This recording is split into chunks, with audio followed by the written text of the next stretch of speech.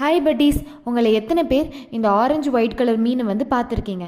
இந்த மீன் என்னன்னு உங்களால் கண்டுபிடிக்க முடியுதா? இது ஒரு கார்ட்டூனில் வரும். அது என்ன கார்ட்டூனுங்க யாருக்காச்சும் தெரிஞ்சால் இந்த மறக்காமல் கமெண்ட் பண்ணிடுங்க. இது என்னன்னு தெரிஞ்சுக்கிறதுக்கு இந்த வீடியோவை ஃபுல்லாக பாருங்கள்.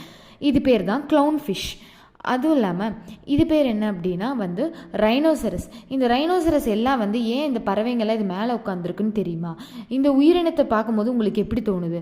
இதனால நம்ம மனுஷங்க உயிருக்கே ஆபத்துன்னு சொன்னால் நீங்கள் நம்புவீங்களா?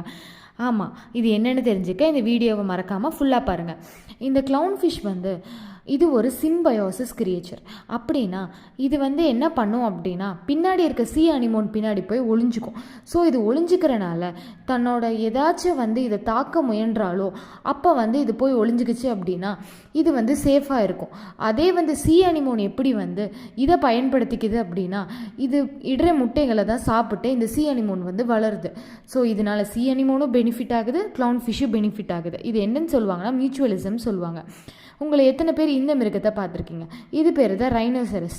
நம்ம மனுஷங்க எப்படி உதவி செய்கிறோமோ அதே மாதிரி தான் ரைனோசரஸும். இந்த பறவைங்க எல்லாம் அது மேலே வந்து உட்காந்துட்டு எங்கே போய் அது வந்து பறக்கணும், அதோட இறையை தேடணுங்கிற பட்சத்தில் ரைனோசரஸ் மேலே போய் உட்காந்துக்கும். இந்த உயிரினை என்னென்னு கண்டுபிடிச்சிட்டிங்களா? ஆமாம், இதுதான் வந்து பேனு. இது நம்ம தலையில் இருக்கனால நம்மளோட பாதி ரத்தத்தை உறிஞ்சிருது. ஸோ அதனால் நமக்கு எனர்ஜியே இல்லாமல் போயிடுது. வீடியோ பிடிச்சிருந்துச்சுன்னா லைக் பண்ணுங்கள், ஷேர் பண்ணுங்கள், மறக்காமல் கமெண்ட் பண்ணுங்கள், சப்ஸ்கிரைப்